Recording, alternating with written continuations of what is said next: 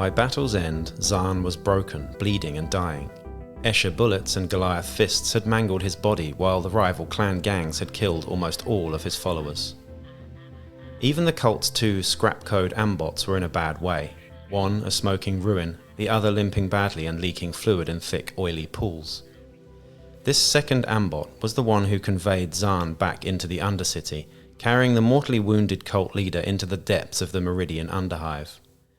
The tale of the Brethren of the Black Dawn might well have ended there with the demise of Czarn. However, Czarn was adept at the heretic's craft, and with his last moments of life activated pre-programmed surgical protocols in his mechadendrite harness.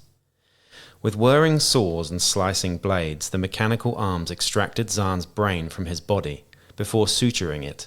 For a long time, the battered ambot lay in the darkness, cradling the corpse of Czarn. Then, raising its head, it came clanking back to its massive feet, a dark intelligence driving its actions. For a time it lumbered through the underways of Cinderak City, following ancient life-giving power lines and the scent of potent energy source. Eventually, its wanderings brought it to the great chamber beneath the centre of the city. Once this had been a power conduit to the Dead Hive's ancient plasma reactor, and even now it served a similar purpose for the inhabitants of the city above, bleeding off centuries of residual energy still held in long-forgotten thermal batteries. With huge metal hands, the thing that was both ambot and Czarn latched onto one of the great power lines and drank deep, energy flowing into the amalgamation of robot and heretic, and reshaping it into something more than it had been. As the unholy union of machine and man fed, ragged shapes emerged from the shadows, drawn by the whispers of the warp, and bowed down before their new master. Howdy folks, and welcome back to Wellywood Wargaming. My name is Damon, and this is the series where I will be exploring every single dramatis personae and hired gun, mercenary, bounty hunter, scum, whatever you want to call them, in the modern game of Necromunda.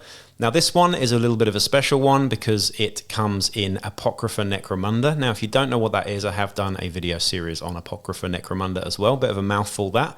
But Apocrypha Necromunda are Warhammer community exclusive downloadable PDFs of scenarios with a bit of fluff and a bit of unique lore, and usually some special rules within those as well. This one is from a copy of Apocrypha Necromunda called Demons of Meridian. So you can go on the Warhammer community and download this one, and you will find full rules for Czarn The Cyberoth, outlaw outcast leader.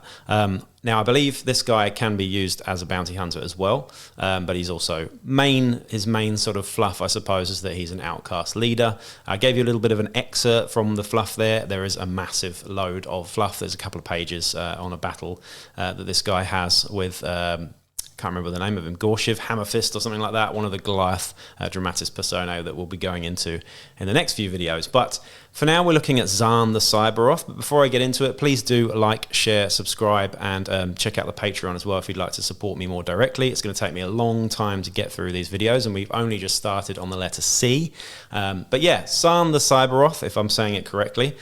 Available only on the Warhammer Community PDF for Apocrypha Necromunda, and that is Demons of Meridian.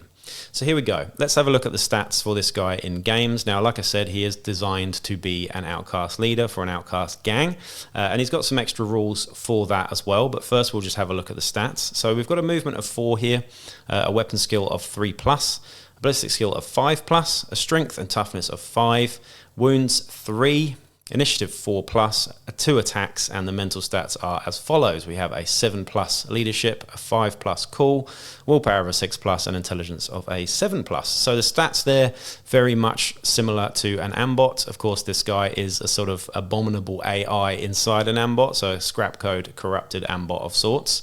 Now you could just use a scrap code corrupted ambot in your outcast gang, but this guy's got a few extra special rules and extra weapons as well, which make him pretty cool as a named character, I suppose. So anyway, just thinking about those stats for a minute, he's quite slow, but he is incredibly tough and strong with 3 wounds, toughness 5, strength 5. Really, really nasty indeed. Yeah, what more to say about the stats there? Pretty great. So here what we got for skills, we've got Bull Charge, Crushing Blow, and Unstoppable, which are all fantastic skills if you ask me. Bull Charge is great, it gives you +1 strength and knockback on the charge, which is awesome with these giant claws that you have in a second.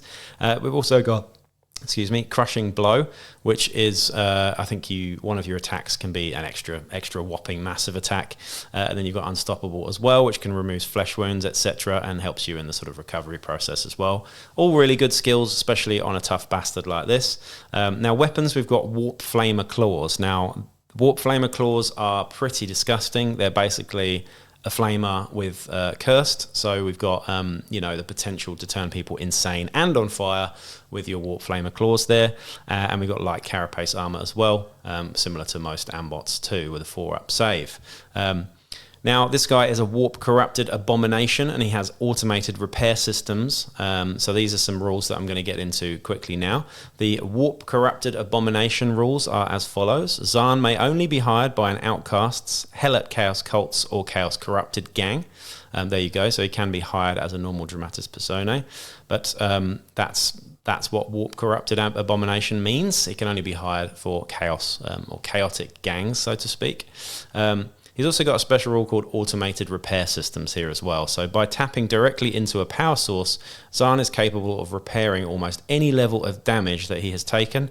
He may attempt to repair himself as a post-battle action. In order to do so, roll a d6, and on a 3+, all lasting injuries are removed from this fighter. So if you already have some lasting injuries and you just accrued a new one, on a 3+, you lose all of them, which is fantastic. Really, really great to keep this guy alive in campaigns. Not to mention how bloody tough he is as well. The other thing that we've got just mentioned here, it says Outcast Leader. This fighter may either be selected as an Outcast Leader when making an Outcast gang. In the Book of the Outcast, you can find rules for that, replacing the normal option for an Outcast Leader, or maybe hired as a bounty hunter following the normal rules for hired guns. So yeah, either or, completely up to you. I would say this guy makes for a pretty awesome leader in a Outcast gang as well, though. You can make a really fluffy, sort of chaotic looking gang there with this guy as well. If you go and read the fluff on the actual document on the PDF, it's a pretty cool one actually. Definitely one of the better Apocrypha Necromunda ones, if you ask me.